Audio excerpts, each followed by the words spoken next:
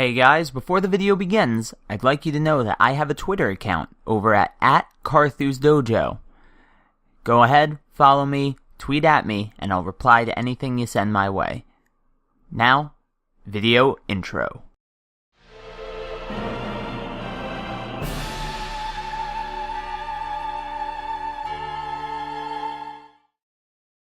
Hello and welcome to another episode of Everything Important.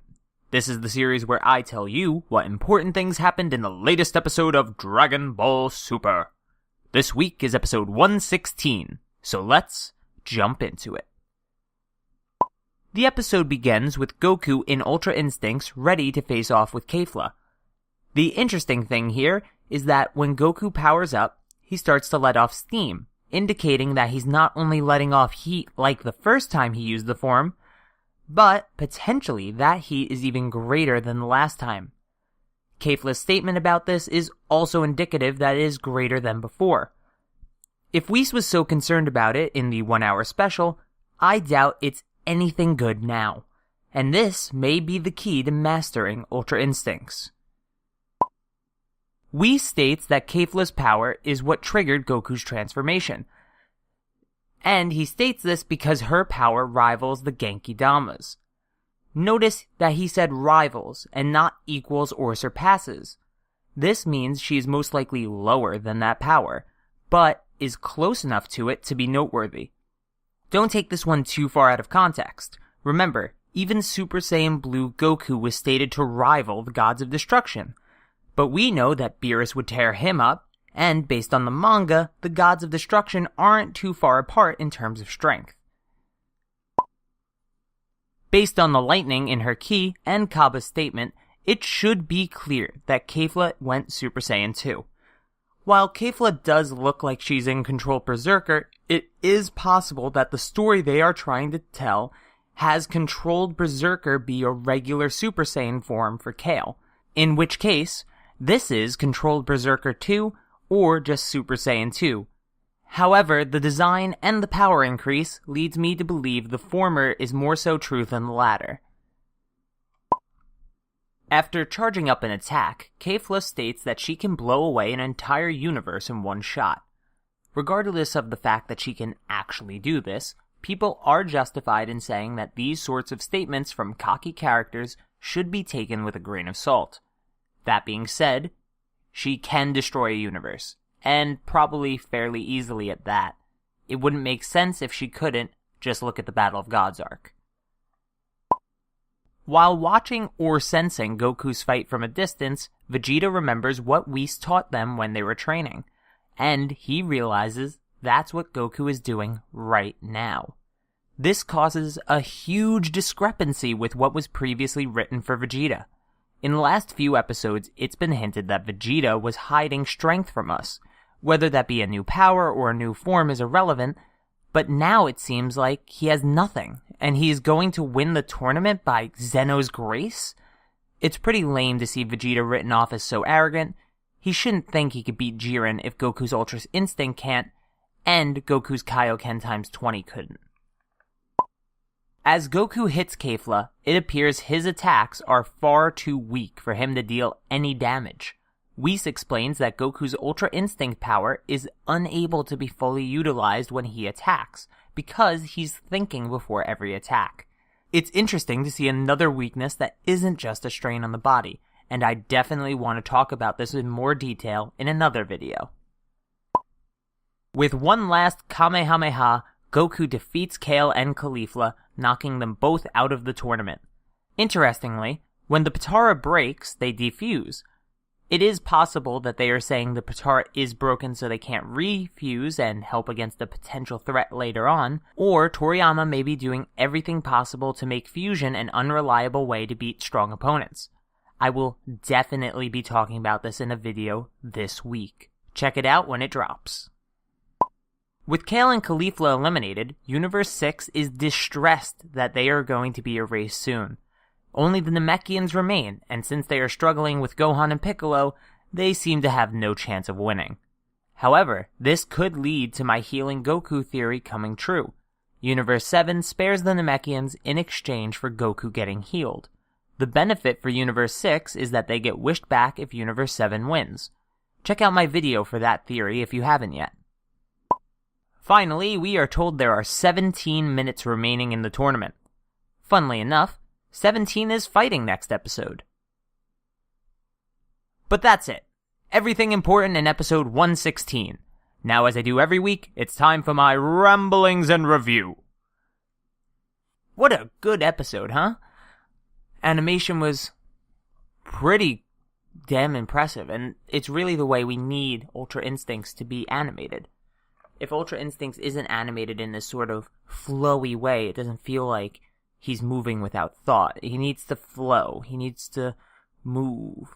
He needs to be able to, whip around attacks and dodge them in interesting ways, right? With those, flips and, swerves and things like that, and moving forward, and it doesn't even look like he's walking.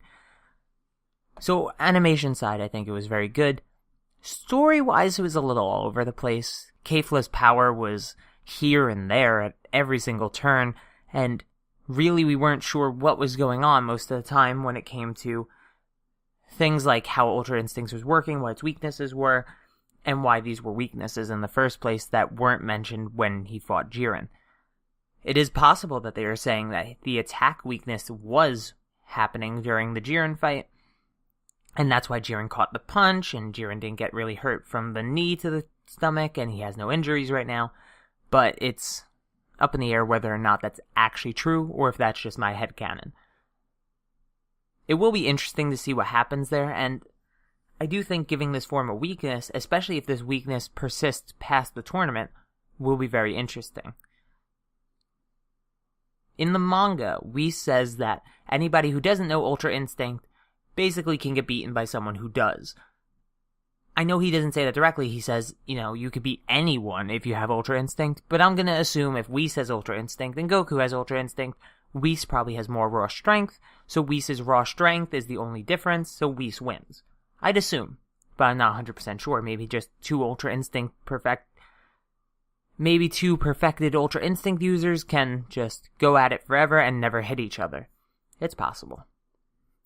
But I do really think this was a cool episode in terms of lore, though it could have built upon it a bit more, but it was very action-focused, and I think they want to do that for any Ultra Instinct episode they have, so they can hype up the form and sell more toys. And to be fair, I love this form. It's simplistic, not too over-the-top, like Super Saiyan 3 or Super Saiyan 4. It actually gives me vibes of Super Saiyan God, where it's only a slight change that happens. In this case, it's not hair color, it's actually hair shape. And the silver eyes, of course. I think that's very, very cool. And the fact that it gives an ability rather than just being a power-up is amazing. It's something we rarely get to see in Dragon Ball. Anymore past regular Dragon Ball, I should say.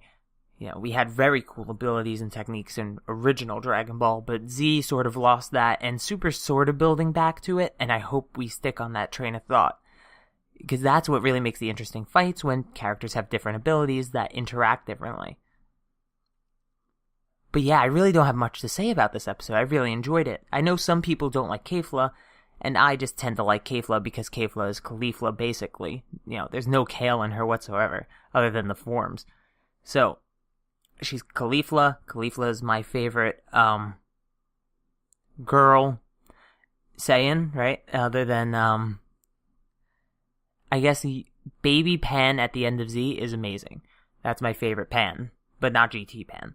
She's an amazing female Saiyan. But right now, Caulifla is a very, very interesting and cool female Saiyan, because she's sort of like a mix of Goku and Vegeta. Goku's, enthusiasm to fight, with Vegeta's pure pride in himself. Old Vegeta, of course, and arrogance, too, as she screams from the bleachers, she can pummel Goku. Or she will in the future. But yeah, overall, man, this episode was a really fun experience. It was just something I watched 3 times in a row, basically, because I enjoyed just watching it. Watching that scene where Goku jumping through the lasers that Kefla is bursting out of her. It was amazing. It was so good. And it was so well animated, too. It's exactly how this form needs to be animated. I'll say it a million times. This form has one way it needs to be animated, and it's that. And that's probably some of the best animation we've seen for the form. Obviously, Tate's work and Takahashi's work were excellent in their own rights, but they were a bit short, whereas this was basically a whole episode of good animation for this form. And a lot of good movement, too. And expressiveness on the characters that weren't Goku. Though I do have one criticism, and that's Goku talking in the form already. I feel like if he said like one sentence and that was it, that'd be fine, but having him talk every single time he uses the form from now on sort of defeats the purpose of what it feels like to be a pure instinctual as opposed to, a thoughtful fighter. I feel like your instincts are being hindered if you're able to talk because you're blocking them by thinking, right? But that could just be me. Anyway, guys, I thought the episode was good. But what do you guys think? Leave your opinions and counterpoints in the comments down below, and subscribe if you want more Dragon Ball videos. But for now, video outro!